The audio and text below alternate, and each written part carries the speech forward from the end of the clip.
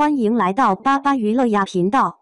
请订阅频道，所以大家不要错过当天最热门的新闻。我们今天的时事通讯包括以下内容：诚意赴山海杀疯了，6分钟破22000热度，一人三脚炸出武侠新高度，央视都夸，刚开播就把平台热度榜捅破天花板。诚意新剧《赴山海》一上线就玩出了内娱新纪录，开播6分钟热度破22000，18分钟直接飙升到26000，轻松刷新平台最快破2万剧集纪录，连服务器都跟着加班。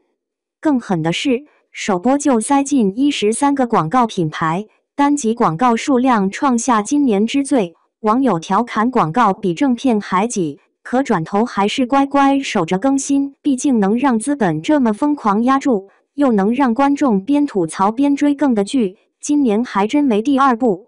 诚意这次算是把一人分饰三角玩出了新花样，每个角色都像从不同剧本里走出来的，连眼神里的戏都不带重样的。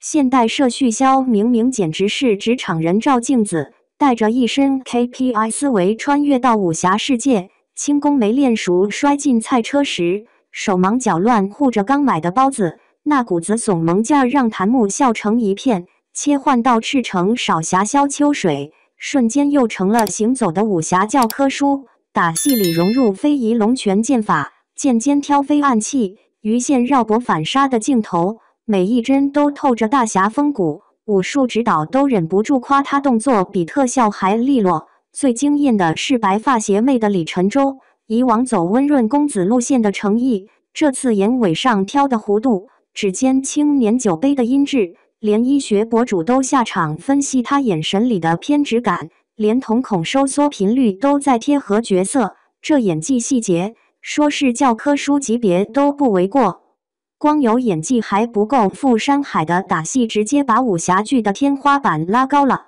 诚意全程亲身上阵，托马斯全旋接剑双剑、凌空劈刺这些高危动作，不用替身不说，连威亚钢丝都尽量藏到镜头看不见。武术指导现场封他人形特效机，要知道，现在很多武侠剧都靠后期抠图、慢动作凑数，可赴山海首集就应对8分钟纯打戏。萧秋水在竹林里以一敌10，剑锋扫过竹叶纷飞。连衣服下摆的飘动弧度都透着讲究，央视都特意点名夸他重塑武侠美学高度。对比国外《指环王》的史诗级动作场面，赴山海没靠大场景堆砌，反而用非遗剑法加演员实拍，把东方武侠的飘逸感和力量感捏得恰到好处，这才是中国武侠该有的样子。不过争议也跟着热度一起来了，有人吐槽广告插得太密，刚入戏就被打断，还有人质疑诚意一个人演3个角色会不会串戏。可细想下来，这些争议反而印证了剧的人气，13个品牌抢着合作，说明资本认他的吸睛能力。观众怕串戏，恰恰是因为每个角色都立住了。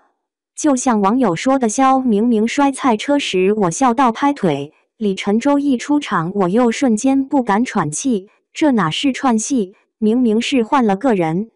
而且比起国外奇异博士靠特效撑场面的奇幻剧《赴山海》，把武侠和现代思维结合的设定更有新意。肖明明用职场 PPT 逻辑分析江湖门派关系，用 KPI 思维规划侠客任务，这种古今碰撞的笑点比硬挠痒痒的喜剧高级多了。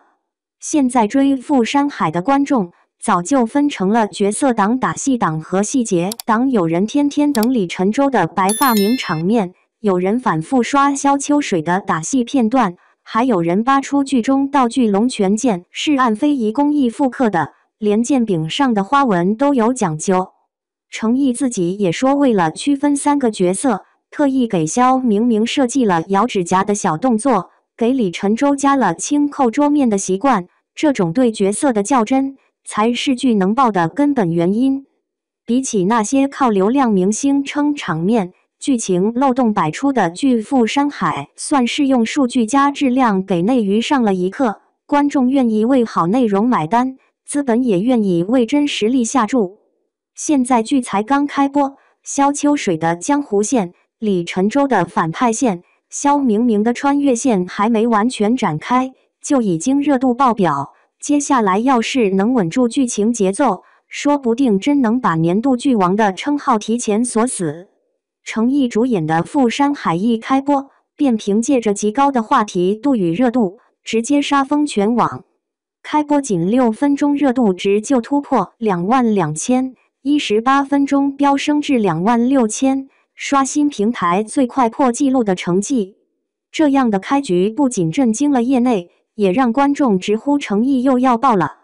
更夸张的是，首播就塞进了13个广告品牌，足见资本对这部剧的信心与压注。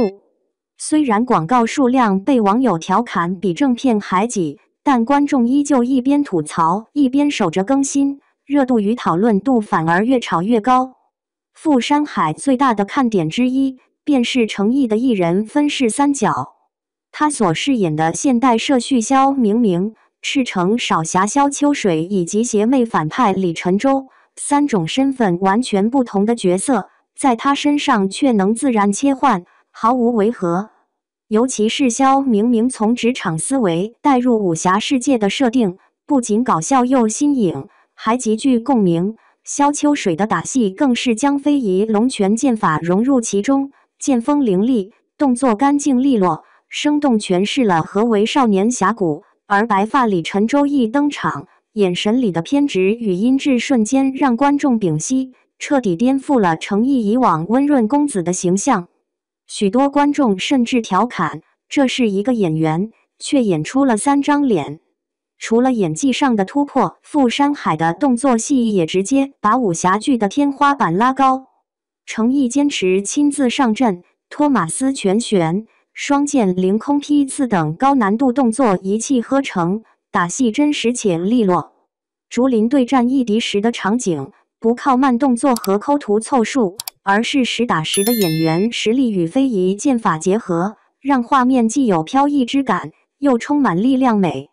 连央视都点名称赞富山海正在重塑武侠美学，这也是近年来少有的高评价。当然，随着剧集热度飙升，争议也随之而来。有人嫌广告太多，有人担心程毅三角会串戏，但事实证明，这些质疑正好反映了剧的成功。